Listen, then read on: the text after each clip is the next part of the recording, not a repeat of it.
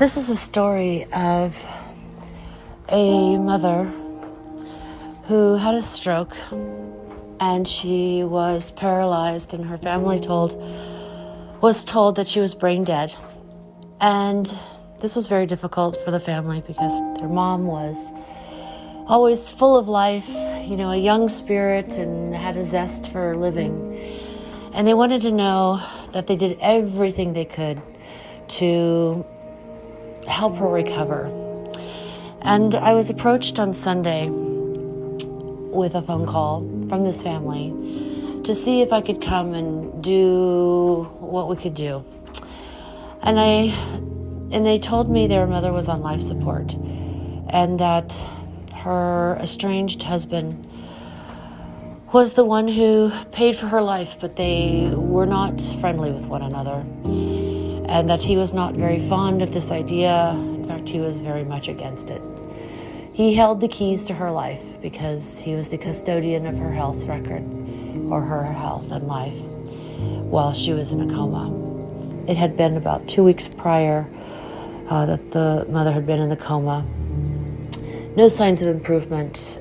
And so I decided that I would take on this endeavor, and I showed up at the hospital, and the family was there. There was about 35 people there. It was very, I was so nervous. With my hands shaking, I proceeded to take an evaluation, an assessment of the brain. When they were told the brain was dead, I saw activity. With no judgment moving forward, I asked them, just because we see activity on the brain doesn't mean that the mother will respond.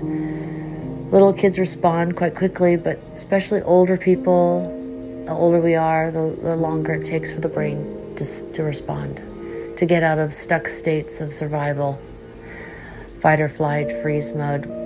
She was definitely locked in a coma and paralyzed on her left side. And this was Sunday, and I was told Friday she would be pulled from life support.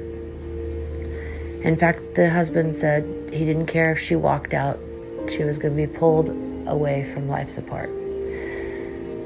So the pressure was on, and I did get to tell them happy news that her brain was responding wonderfully, absolutely responding wonderfully to the sessions. And then at this stage, the family was super happy and elated, but at the same time, they became angry, and they got the two doctors to come and talk to me. And they were very upset. And they said, "Explain to us how you could tell us our mother is brain dead, when Selene has verified that her brain is not dead. In fact, it's responding." And the doctors very respectfully said, "She has access to equipment we do not, and we have equipment she does not have access to." And he left it at that. My eyes opened that day, because I think we all think that hospitals and places, like even the Mayo Clinic, have all the equipment and the state-of-the-art equipment and things that are available today, and that's actually not true. But anyhow, I began work on her, and the next morning I walked into the hospital room, and I see the father hovering over her, and he's screaming, "Close your eyes! Close your eyes!" Well, here she had woken up from her coma, and she was sitting up in her bed, and he was not happy for that. And when he saw me, he was very angry, and he stormed out of the room. And the family started to appear as I was doing work on her brain. And she was still very much paralyzed in the right side of her body. But her eyes were open, and she was alert, out of her coma. And on Tuesday, we were moving her around a bit, and she actually said 2 words, "Ouch," and "Stop."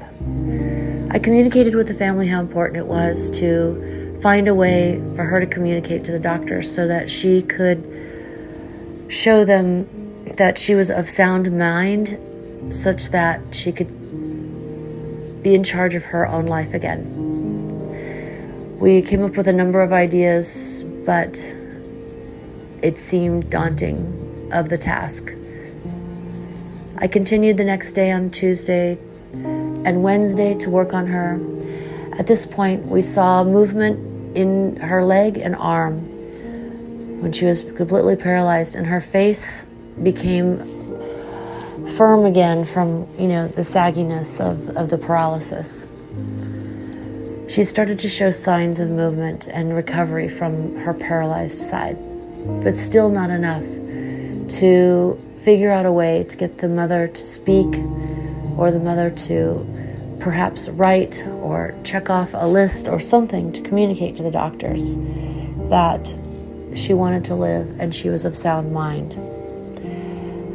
And I told the girls how important, the daughters, they were there with me, how important it was to figure out a way. We were running out of time because Friday was only 2 days away.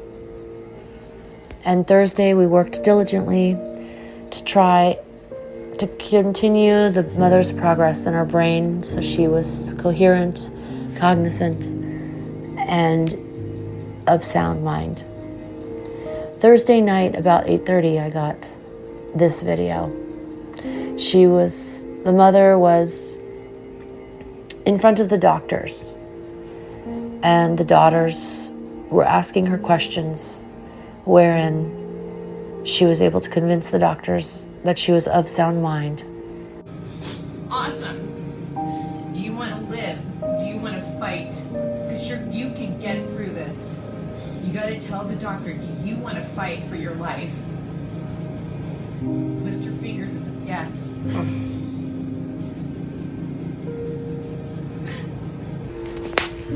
Following this, the doctors were fully convinced that she was of sound mind, and she relinquished the control of her life and was able to be released from the hospital a couple weeks later and was able to live another 2 years until she passed of some unknown staph infection. But it was a beautiful story of this wonderful woman who had a little extra time extended to be with her family and loved ones, and how she fought very hard for her life. And this is a great example of how anything is possible.